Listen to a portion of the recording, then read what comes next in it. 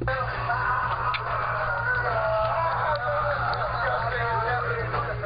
Americans were doing some weird celebration thing. It is probably the worst way you could be wasting NOS.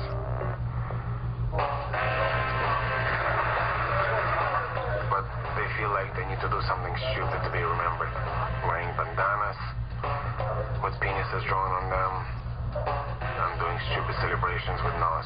I want to be remembered as the guy that was at least smart enough not to wear a stupid bandana with a penis drawn on it.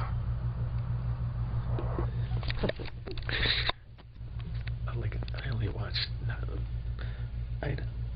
I'm not a chicken hawk. Like, if I fucking trained, I could fucking beat anybody in the UFC, dude. I have nothing to prove. I'm already the fucking biggest badass on the planet, dude. But I watch this because it has, it has heart, you know, and there's comedy, and the hanging out aspect, the working out aspect, how they talk shit to each other. I actually can't be like that in public. I'm real shy. Gyms I go to, but if it's people I know, if it's friends or teams, or I'm wrestling, if I'm playing football, whatever badass sport where I could have people on my nuts and they see my skills and shit, then the camaraderie opens up, and I love being a badass shit talker, jock and shit. That's appealing to me. Not the fucking sociopathic pummeling on each other all fucking day. That's fucking retarded. That doesn't appeal to me. I've been a wrestler, a good ass fucking wrestler, and I would get cauliflower ear and shit. That's because dudes rub their ears on the mat purposely to make it look like they're tough and shit. It's stupid. But I have nothing to prove.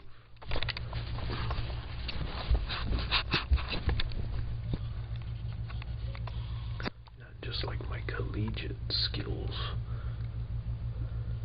but I'm a nice guy. The fuck, I'm passive. The fuck. How can people misconstrue such a passive guy with being a maniac and shit? Because there's a reality inside me. I'm not just a big pussy puppy dog. You know, I'm also, you can tell I'm a strong person. You can tell I've had hardships. You can tell I have musculature, you know. I've been in sports my whole life and shit. I am a badass. But I'm the nicest guy, man. But on the show, the Conor McGregor, he's a shit talker. Dude, if I would be put in the midst of these guys and we were wrestling and shit, the shit I would say, they wouldn't be able to keep up. And it's not just because I'm a writer. I'm just I can be real cocky and really mean, dude. I would put all of them in their place too. But at the same time, I would have all of them as fans, and they'd love it. Oh, but Conor McGregor is Artem. He's all over it, his fledgling underling, his nuts and shit. I don't know if they're gay lovers or what, or maybe he just brought the kid up and he struggled and he wants to have a title shot to make some money. Don't they all? Maybe he's a real hard luck case and only Conor knows that, and he wants him to succeed and shit. But he's Artem. That's great, Artem. He talks like a little leprechaun. And what else? And he's yes. I could see like a little gay leprechaun getting like a finger up his butt. He's like, yes. And like that's all he does during the competitions. He like gets all exuberant, and joyous and shit.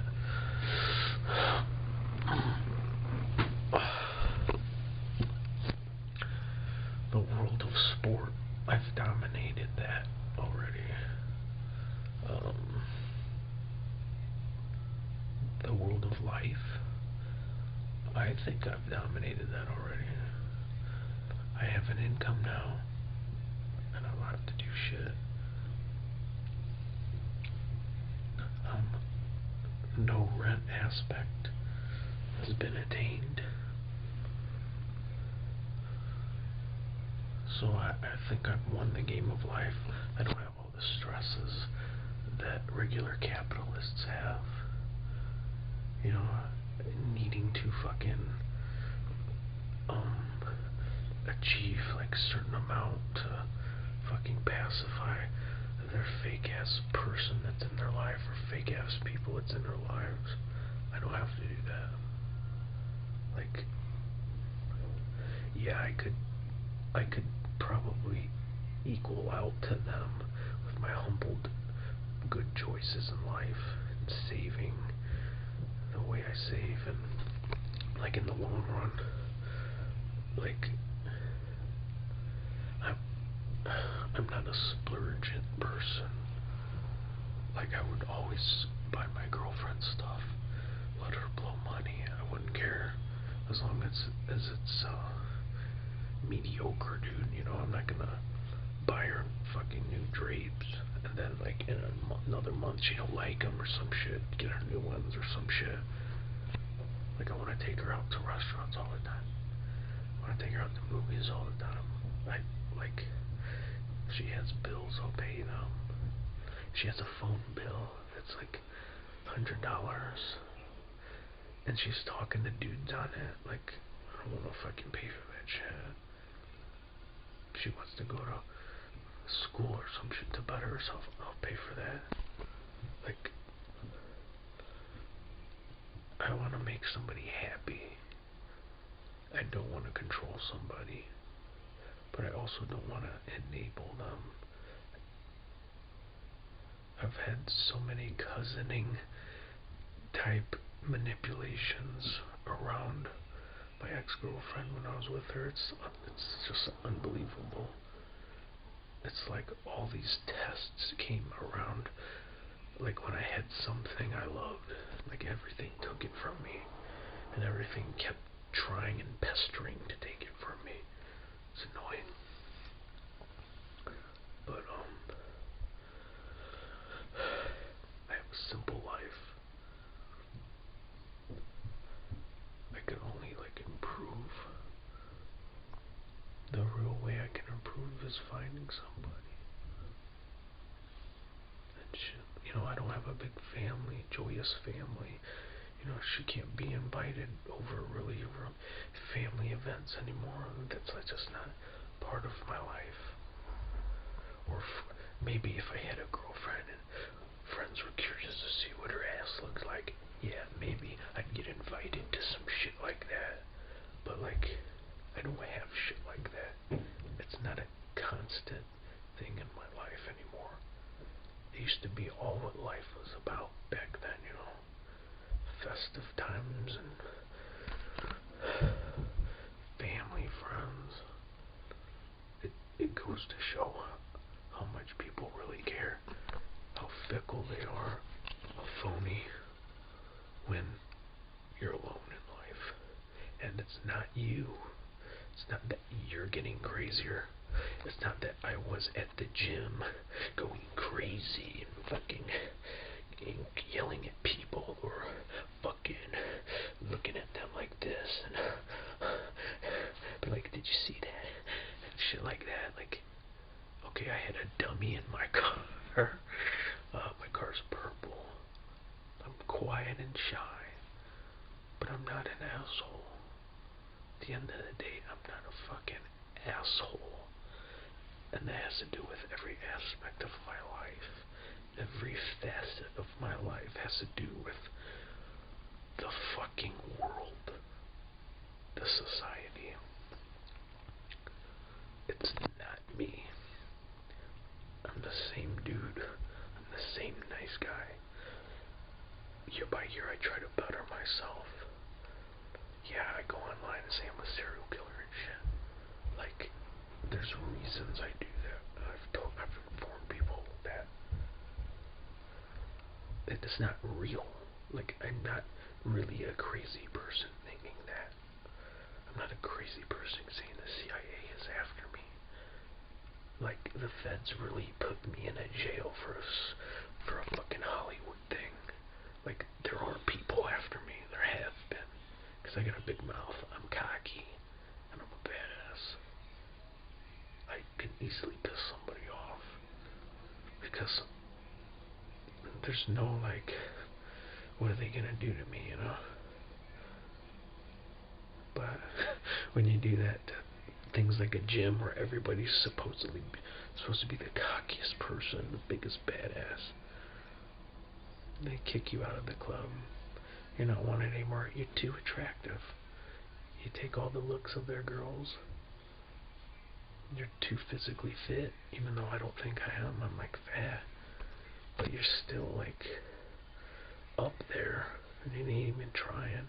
You're just like maintaining some fucking fucking fat rolls and shit. The world is like, it gets jealous. The world becomes haters. That's why all the fucking filmmaking groups in Northwest Indiana don't want me to partake or collaborate with me. I don't go barking orders or fucking swaying somebody to make something that's all mine or some shit. I would just be a cameraman on somebody's shit, and I'm not desired to be that. Why? Because I'm like bigger than Stephen King, dude. I'm more creative than everybody, but I'm not saying I am. It's there, and I give ideas. I want them to use them. I want to share. I want to make a good product. But people aren't about that. They don't care about a good product. They care about themselves, about how I look. I'm gonna be the greatest fucking Quentin Tarantino that ever lived, and I can get, if it's a guy, I can get laid with chicks because I'm a good director. Hey, would you like to do a part? Go up to some like random bitch to be the actress or some shit. And girls do it to like, they're on the Angelina Jolie nuts and shit to better themselves, make themselves feel better. That's fine, but you ain't gotta be cocky. You don't have to think that you're like the biggest badass in the room. Like, you could be equal and throw your talents and combine them with other people's talents. It's collaborative. People aren't like that. People don't even fucking communicate anymore. Everybody's on their stupid fucking phones. You can't even fucking communicate on the phones by social networking. Like, you're shunned or blocked. Like, when if I like I'll send, like, I'll randomly see something about somebody's dying of fucking cancer in a hospital. Okay, I send them one message, couple paragraphs, pertinent information about vitamin C, something I've been through before. Okay, something that could save their loved one right now. Instead of like listening, I'll get a block. I'll like check back to see if they read the message. Block. Like, what the fuck? What is that, dude? Are they 10 years old? Or am I consistently messaging them over and over? Do they know me? Did I run over their dog? Am I saying, I wish your loved one dies of cancer? like trolling them. No. I'm fucking clueless. It's because they got a message from someone that they don't know. I have no idea what's in people's brains and why they do things, why they shun me, ban me. You know, I try to figure it out in individual cases where the times it's happened, like if somebody I've seen many, many times and then they do something drastic and completely fucking spontaneous, like banning me or some shit, which is equivalent to like a mass shooter's fucking brain, where he'll just randomly start shooting people. That's presented onto me. That fucking spontaneous kind of thinking.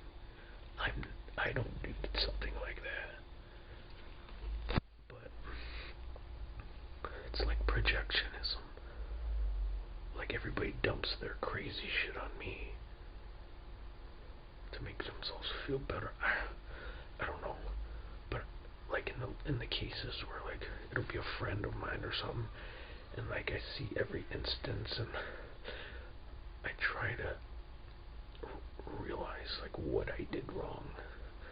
Sometimes I could see there's a little thing you can grab where it kind of means why, but when you like step back and look around at the bigger picture, at the little idiosyncrasies, at the fucking details, at different perspectives of how other people are living and doing this and that, I don't really do anything at all, dude. And I try to understand, but you cannot understand the complexities of stupid people's fucking brains, of phony people's fucking brains, of the brains of followers. They have inferiority complexes to do what they do. You can maybe give a pass to somebody here and there that, okay, they're stupid, you know, they're young, they're feeling pressured because they're young, okay. But most times people grow up, they grow out of it. I'm having friends who are really cool people, but they've dealt with the bullshit of superficiality, best of this and best of that, and now they're kind of wisening up. They're getting older.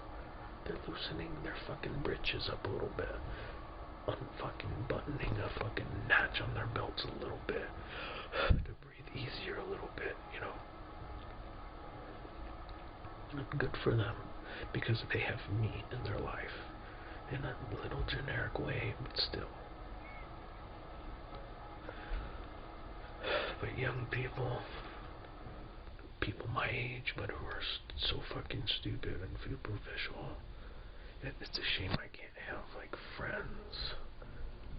It's a shame that our friendships don't mean anything really, unless it's for a reason.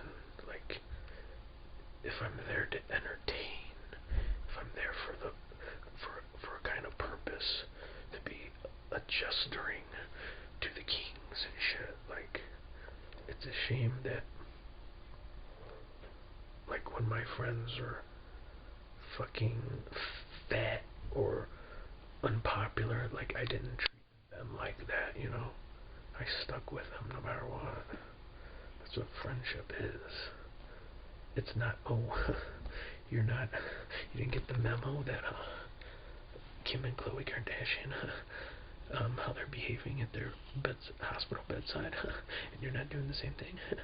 Oh, I can't invite you. You can't do this and that because they say this and that. Why don't you fucking stick up for me? Why don't you have a fucking individual thought pattern for once? Fuck you.